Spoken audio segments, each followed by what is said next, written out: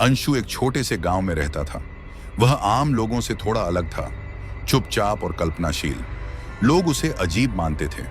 गांव के पास एक विशाल बंजर इलाका था जिसे मृत्यु भूमि कहा जाता था। वहां जाना सख्त मना था। कोई नहीं जानता था कि वहां क्या छुपा है, पर हर कोई डरता था। एक दिन अंशु को गांव के बुजुर्ग रामदास से सुनने को मिला कि मृत्यु भूमि पर अजीब घटनाएं होती हैं। हर अमावस की रात वहां अजीब रोशनी दिखती है और किसी के चीखने की आवाज आती है। अंशु ने तय किया कि वह इस रहस्य को सुलझाएगा। अंशु ने अमावस की रात अपनी छोटी लालटेन और एक पुराने नक्शे के साथ मृत्यु भूमि जाने का फैसला किया। रास्ता बेहद डरावना था। ठंडी हवाएं चल रही थीं और आसमान घने बादलों से ढका था। अचानक उसे जमीन पर अजीब आकृतियां दिखने लगीं। वे आकृतियां इंसानों जैसी लगती थीं, पर अंशु ने इसे अपना भ्रम मान लिया। जब वह मृत्यु भूमि पहुंचा तो उसे चारों ओर सिर्फ राख और धूल दिखाई दी, लेकिन बीच में एक बड़ा पत्थर था जिस पर प्राचीन प्रतीक उकेरे गए थे।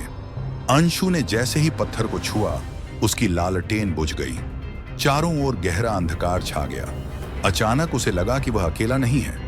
एक भयानक आवाज गूंज उठी, तुम यहां क्यों आए हो?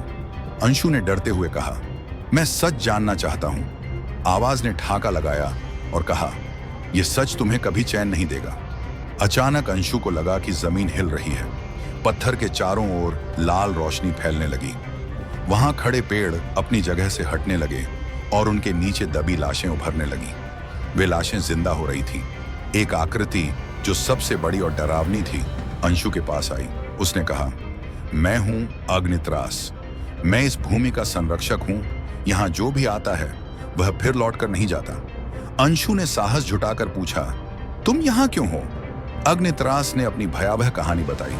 यह भूमि कभी एक शक्तिशाली योद्धा की थी जिसने यहां असीमित शक्तियों के लिए एक तांत्रिक यज्ञ किया था। यज्ञ अधूरा रह गया और उस योद्धा की आत्मा और उसके अनुयायियों की आत्माएं इसी भूमि में फंस गईं।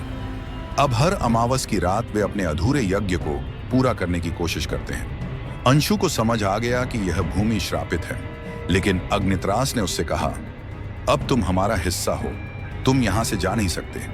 अंशु ने भागने की कोशिश की, लेकिन भूमि उसे खींचने लगी। उसकी लालटेन फिर से जल गई, लेकिन इस बार उसकी लौ काली थी। वह चीखता रहा, पर उसकी आवाज सुनने वाला कोई नहीं था। गांव वाले कहते हैं कि अब हर अमावस की रात मृत्यु भूमि में एक नई आवाज सुनाई देती है, अंशु की मदद की पुकार।